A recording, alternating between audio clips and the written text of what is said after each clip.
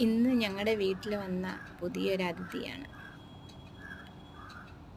വെറുതെ ഞാനിവിടെ ഇങ്ങനെ സിറ്റ് ഔട്ടിലിരുന്നപ്പം കണ്ട ഒരാളാണിത്. നോക്കിയാൽ എന്ത് ഭംഗിയാണ്. ആളിങ്ങനെ മുറ്റത്തൂടെ